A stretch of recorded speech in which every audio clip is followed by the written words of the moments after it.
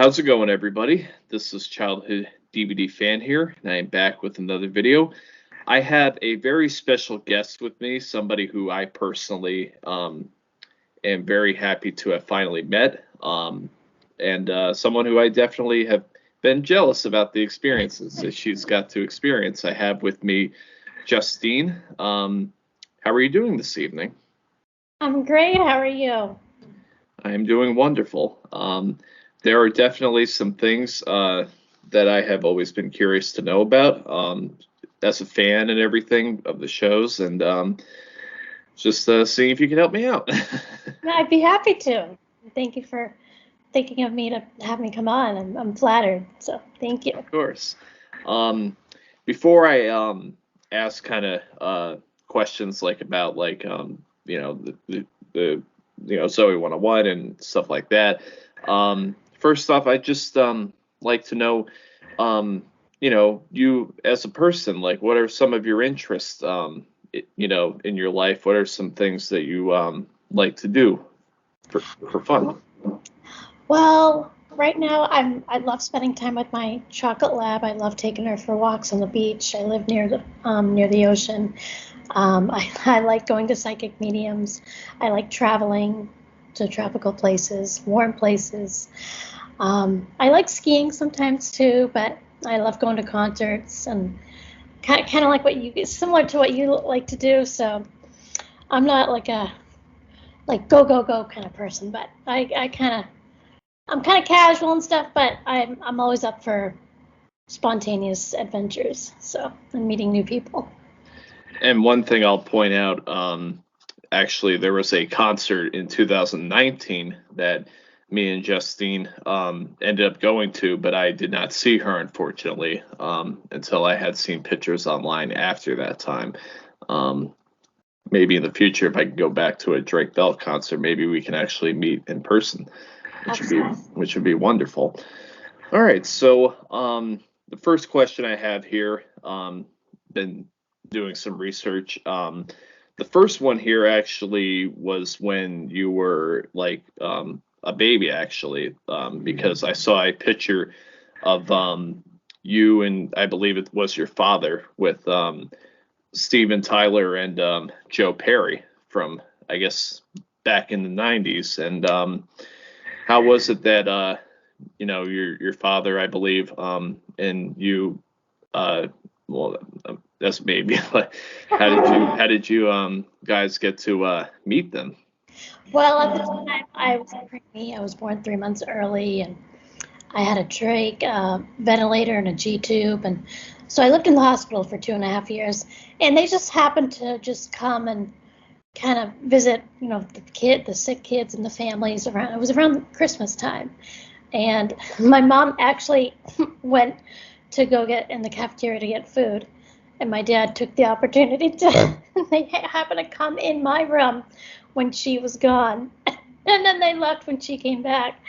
But actually, Steven Tyler is he and I share a mutual friend of someone who used to live down the street from my grandparents in my hometown of, maybe I shouldn't say it, but my grandparents sold the house that I grew up in, but her name is Donna, and they've been friends. That had nothing to do with me seeing them in the hospital. That was just, they just kind of do that. You know how public figures do that, especially around the holidays. So.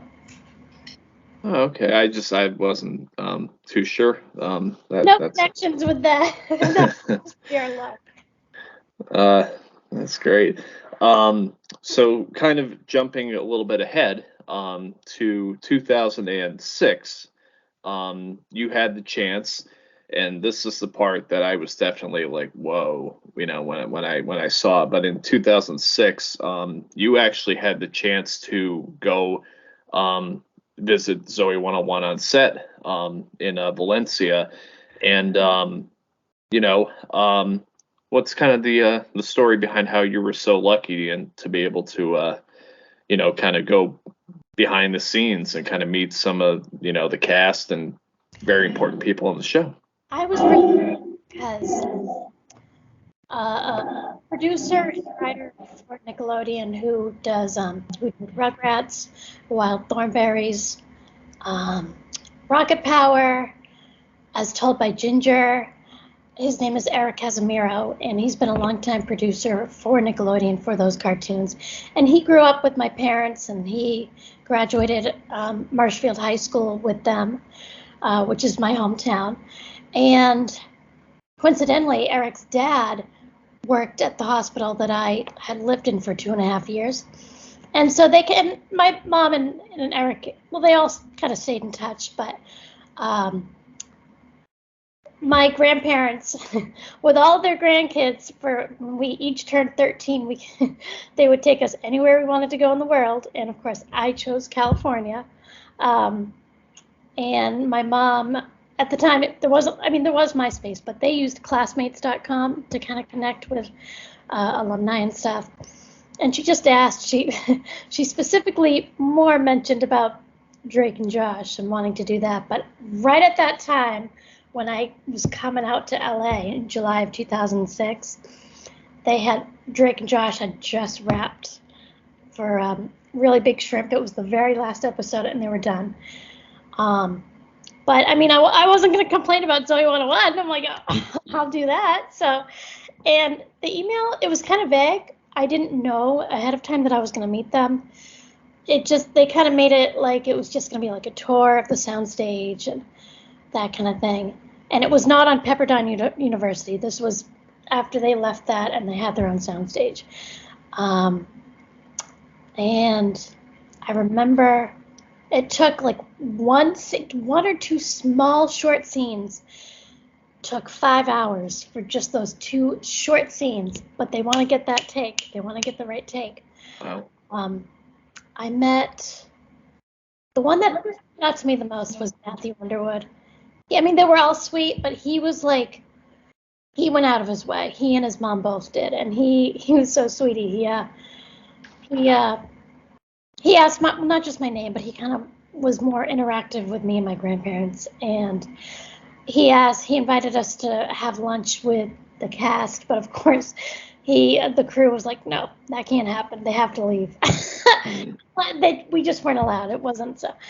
And then I met Sean. He was so sweet too. He was very shy, but he didn't say, he's a man of few words, but you could tell he was just a gentle soul, and he had his guitar. He was strumming it like everywhere. Like he's kind of like Drake. He held his hat in his hand. And then Jamie Lynn was the last one. I forget. I know Matthew was the first. And she came out. I was just like, oh my God. And we just said hi, and we just posed for a picture, and I said, are you 15? Because I knew she was a couple of years older than me, not much older. And she's like, yeah. And we took the picture, and she's like, all right, bye. And then she had to go back to do her scene. But we were there for like 5 or 6 hours, and then they showed, like, you know how like they would have to use like the Pear phone and the Pear book, like it's MacBook, the Apple book. Well, like in one of the episodes of what was it? Son of the Dean or something, and the script, the other part of the episode where they wanted to get like healthier snacks in the vending machine, and they had the chocolate bars. Well, really what they did, like upstage in the soundstage, they had to put their own wrapper thing on top of the Hershey chocolate bar so it wouldn't show the Hershey bar logo. And like little things like that, but that was just Dan Schneider's touch. And and I remember, this is a little funny story, right when the first day, like a few days before I went to Valencia, we had landed in LA, and we were staying, I think, at the Hyatt in like West Hollywood or something. And my grandpa, he had like, it was this whole itinerary of it wasn't just going to be about Zoey 101, it was going to be about all different, like San Francisco, San Diego, it was going to all this stuff. And I remember it like it was last month. We drove by on Sunset Boulevard, and I didn't even know this, but we drove by, and I saw the Nick on Sunset, and it was the Drake and Josh with their the billboard, the sign. Mhm. And I freaked out. I was like, oh my God. I said, you guys have to turn around. I was so excited. And they turned around and they got the ad. They're like, well, we have plans right now, but we're going to go next week. We went next week and we went up to the gate and they said, no, they had just wrapped literally by a several weeks. But then that night, when we went back to the hotel, the Hyatt Hotel, on Drake's website, it listed his first East Coast concert in Pittsburgh. And so I called my mom and I said, I told her that we saw the Nick on Sunset and I really wanted, she's like, and she knew this was something I really wanted. And she's like, okay, I'll do that for you. I'll send you out there. I'll go with you. And so that was kind of how I met Drake the next month in August. But just kind of a little, like one thing led to another. And That's cool. You had actually answered one of the questions. The follow up to the next one was how was the cast? And something that I'll point out for the viewers out there, because I'm definitely like big like into like dates and stuff like that. I'll just point out a few quick things. Drake and Josh ended on July 11th of 2006. That was the final day that they shot for Really Big Shrimp.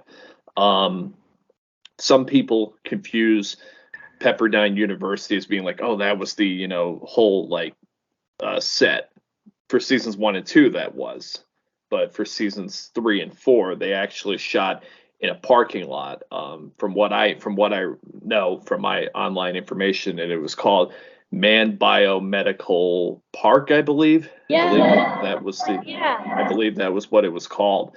And like I've done some research on the place. The only thing that I've actually seen there that's like permanent are the basketball courts. I believe, and this kind of goes into like a question that you may know.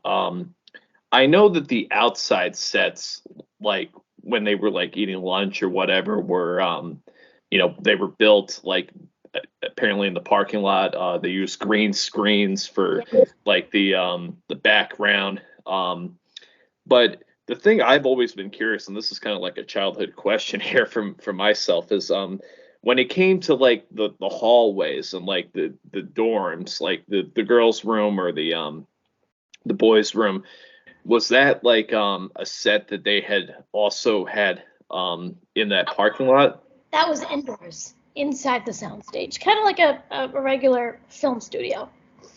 Okay. That was all indoors. Because I didn't know if that was like an actual building that they like were in. That there were buildings that were, and so it's the dorm rooms, the hallway, they were all inside, and then the outdoor ones, even like where you would see like a door like going into a building, like a school building, that really just went to like just like a dead end. Yeah, I'm trying to word this in a way that makes the most sense. That was kind of something that I was always curious about. I'm like, was that like an actual like place, or like did they have to like kind of customize it or whatever? Um, and going on, you had mentioned, the concert the next month with Drake in 2006. That was the first time that you had met Drake. Kind of just over time, how did you get to be so kind of like close to him, because you got the chance to like see him so many times before? Like how did you like get so close? Very good, and I think something stood out to him. I could be wrong, but there were some, how some kids like they're really nervous and they just kind of stand there and they're quiet and they don't really have personality. I was just like balls to the walls, like I didn't care. I was like, this is my chance. And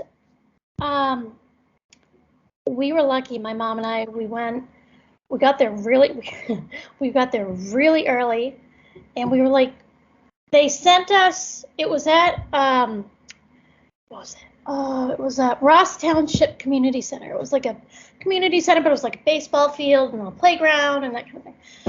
And they took, the entrance was like, so it wasn't like a venue, but they were, it was a memorial concert for I think it was a girl that had passed away, and they were raising money and stuff. And Drake was part of that, and he was the headline. And so with the first, they took like the kids, the fans. They took each of us in these actual school buses, and they took us like to. It was a big town community center, so they drove us like to this like other like I could show you on Google Maps, but it was like this like a circular like on a hill, and they only let our bus, the first bus, get like in the baseball field and get like first access, and then they like stopped the rest of the remaining buses, but we got to stay.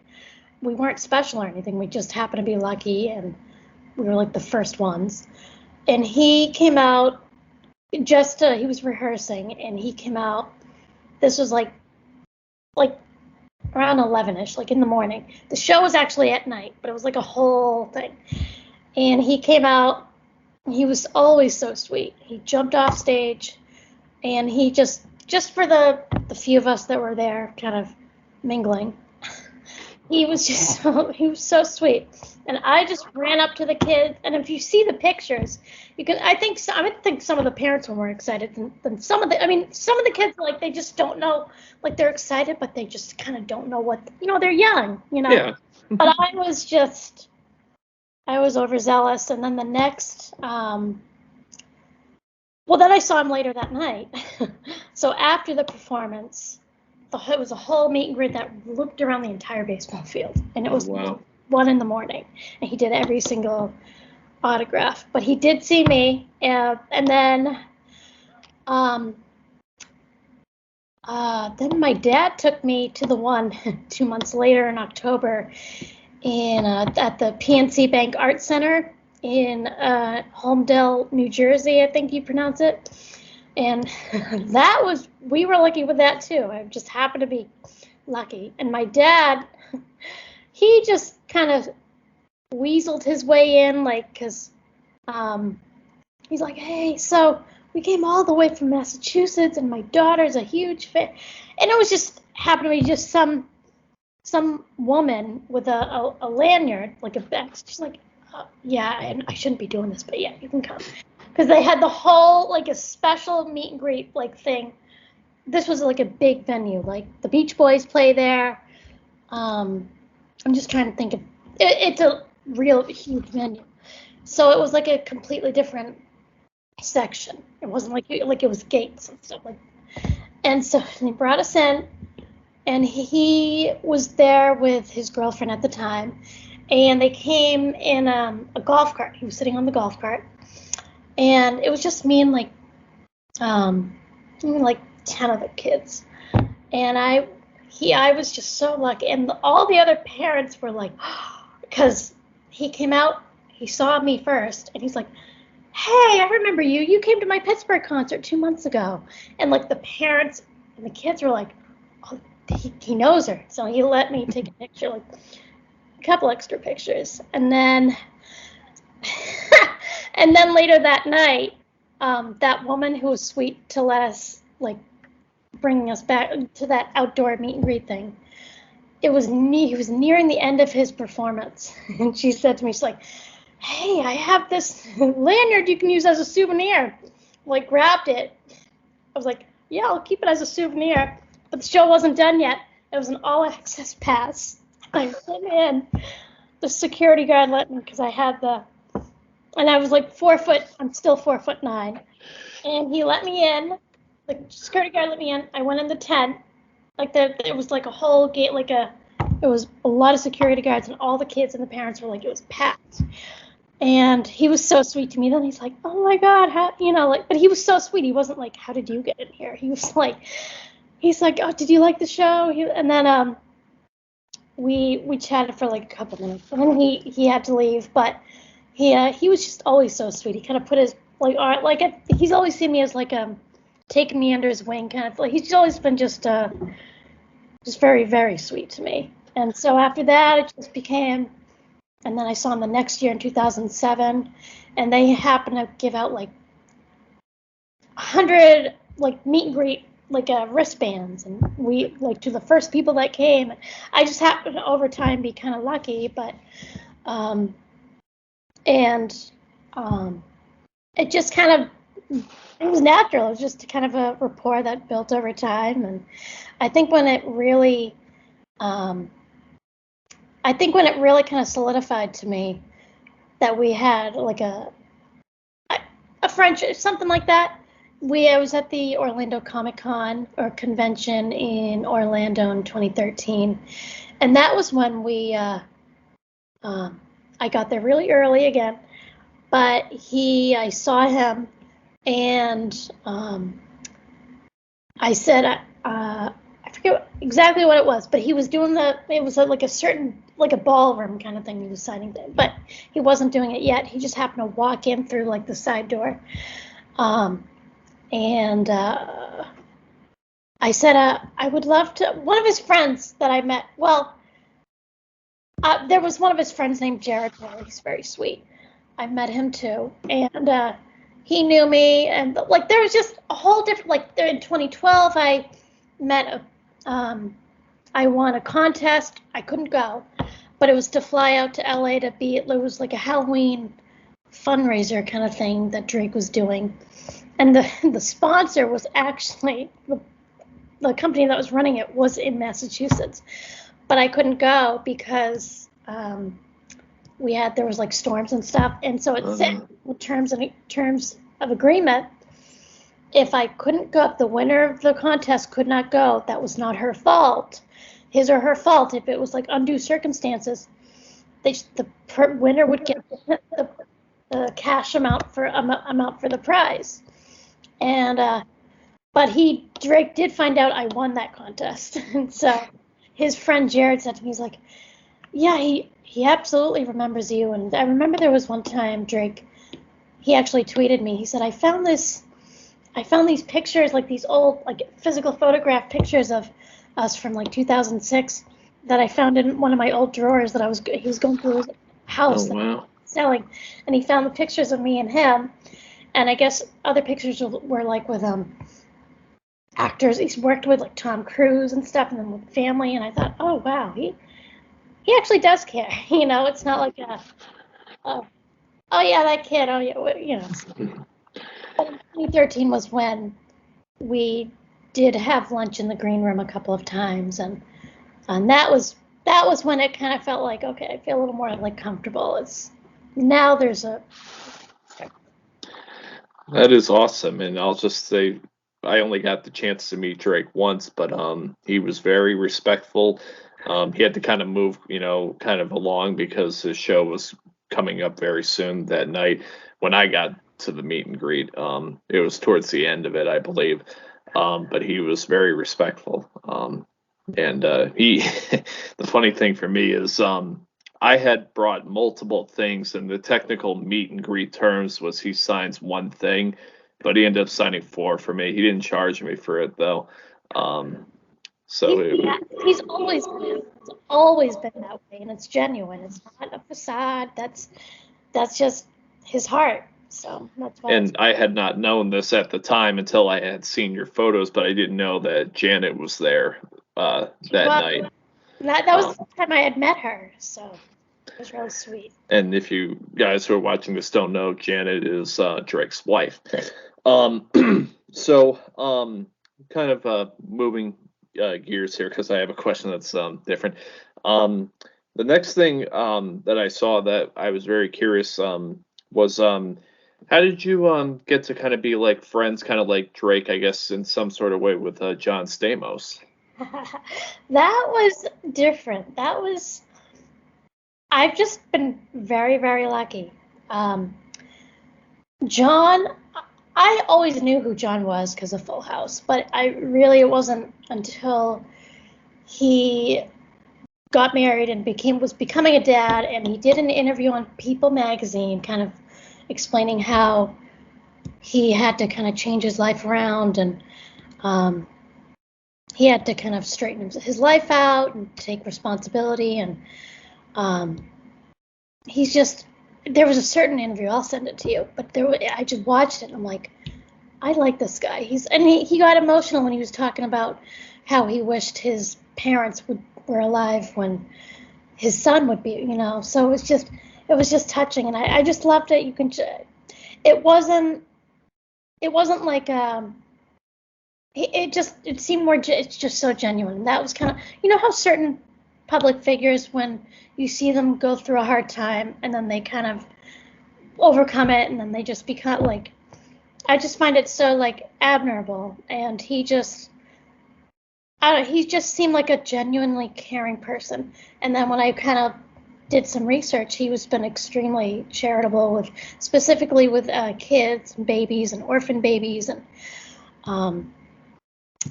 and so after I watched that interview, that was in December 2017. I just wrote this letter, just kind of saying it was nothing about Full House, but it was more about the things that he acknowledged that he had to overcome. And there was, he said in Josh Peck's podcast, it was something that I felt when he said it. I thought, oh, I felt that too. He was kind of thinking like he was at such a low point in his life where he thought, if I died tomorrow, I wouldn't care. And I thought, like, when you're just at that low point, and I thought I have felt that way too. So I wrote just a letter about how he's kind of made just an impact on me because of all that he went through, and kind of, he never saw himself as getting married and having, becoming a dad. He wanted one, but he didn't think it was possible. But sometimes I feel like that sometimes, and so sometimes that's kind of my fear, is like, am I gonna grow old like alone and not have a family of my own? But anyway, he just kind of recognized me on social media, like specifically Instagram here and there, and I had like a collage, like I'm sure you've seen it, of like his family members and stuff, people that are either still around or have passed away, and it was. He just remembered me. And I did say a couple of times, I'm going to this. It was the July 4th Capitol 4th. It was in Washington, D.C. It airs on PBS every year, so it's happening this year too. It's free, so it's not like, oh, you have to get tickets, you have to get this VIP, whatever. And so my my poor parents, they've had to. They deal with all this, but they love me so much. But my dad was more like, he wanted to come along because Jimmy Buffett was performing that night too. So he's like, okay, I'll go. And so I had it was first like the stage, and then like the VIP, like the families and stuff, and the performers, and then there was like the ducted, like the tape. The kind of the barrier, and I'm just so tiny. I stood there. I'm like, I'm not sitting. I don't have a chair. I'm just standing. I don't care, because I knew the camera was because there was a certain podium he was gonna stand, because it was a televised live event. And I had the thing and holding it up, and he and I remember after he did, it wasn't the actual live event. They did the pre-taped one. They do one on July 3rd in case, like, the weather on 4th of July, they would have tape to put on to air. But after his take on one of because he was the host, and then with each performance of different bands would perform. But during that time, he saw me because I was in the front of the thing, and he remembered me, and he's like, and I said, and I was doing this like, it was from a distance, and he said, wait. So he came down like the stairs.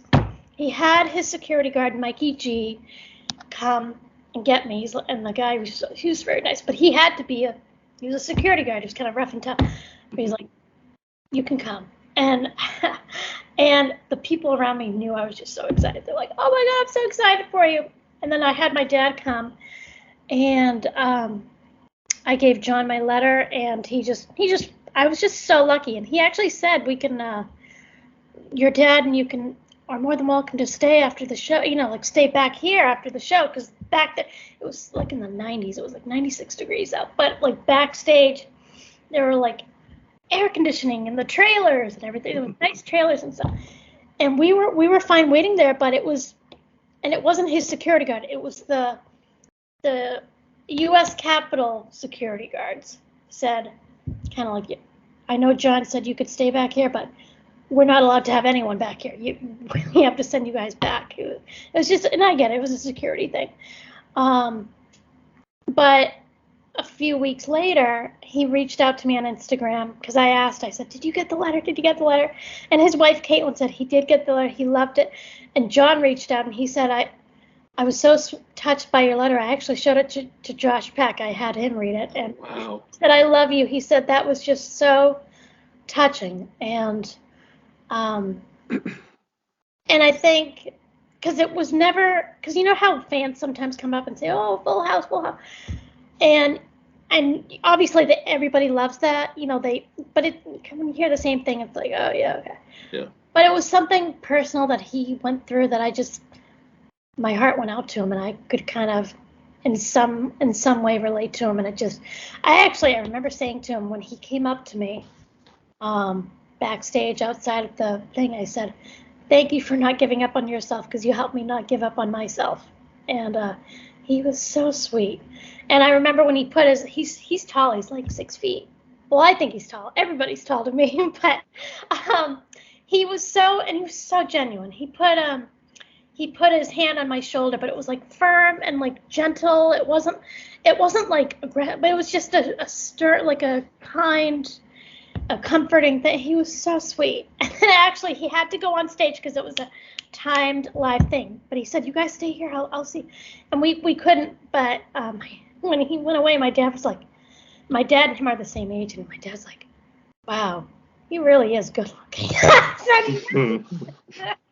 But I just got lucky with that too. But they're my two favorites, and they both are Orange County natives. They are huge Beach Boys and Elvis Presley fans. They have both worked with, I know Drake's worked with Brian Wilson, and then I know John works with Mike Love and Bruce. Disneyland fanatics. They have a lot in common, like the James Dean, Rebel Without a Cause, something like between there. So they're my two favorites. That's cool. And I guess kind of the last question I have here, because we are about the half an hour point. I'm sorry I've been rambling. Oh, it's okay. It's okay. I only had like one or two questions after this, anyways, which is totally fine. Now, are there like any other like celebrities, like in doing research? I saw like, John Stamos and Drake Bell, obviously, and then your chances, Zoey 101. Were there like any other cool celebrities like you got to like maybe like meet or like maybe interact with online or anything? No, John and Drake, they're my two favorites, and I think they know when there's a fan that's like trying to befriend like every single how like the social climbers, like they're just trying to befriend someone to get something out of that person, right, to meet the next person. Those two are just like my ride or die. And and Sean was so sweet. Sean and I stay in touch on a Cape, but that's like very rare, but he's so sweet. Matthew, I don't hear from. And Jamie Lynn, she's been nice to me. But Drake and John, I have a special place in my heart for those two. So. And that was actually going to be my follow-up question was, do you keep in touch with any celebrity that you have met? And one thing I'll say very quickly is you are actually one of the lucky ones when it comes to Jamie Lynn on Instagram. Because she follows you, you're able to comment on her pictures. And I think that she has the settings where you can only comment if like she follows you back or anything. Yeah. So I can't really comment on her pictures like I used to. Honestly, we just comment on occasion, but honestly, the rapport that I don't. She and I are just acquaintances, but nothing against her. Well, I just don't know her that well. But John and Drake, especially Drake, we've had just there's something with those two that, and it's not just because they're my favorites, but we have had just great conversations. We've had I've learned a lot from both of them, and they're just they are two people that, and I have said this. I'm like, you guys are coming to my wedding, and John's like, you can guarantee that. But those two are people that I want in my life for the rest of my life. So That's awesome. That is awesome, and thank you so much for taking the time with me, Justine. This was fantastic, and everybody, I will put her Instagram in the description below. Go give her a follow. She is a wonderful person, and thank you once again for taking the time to answer some questions. And I hope that you, the viewers out there, have enjoyed this little interview. thank you so much. It was a pleasure. I'm flattered. So thank you so much. You're welcome, and take care, guys. This has been Childhood DVD Fan here with Justine. So long, everyone. Bye.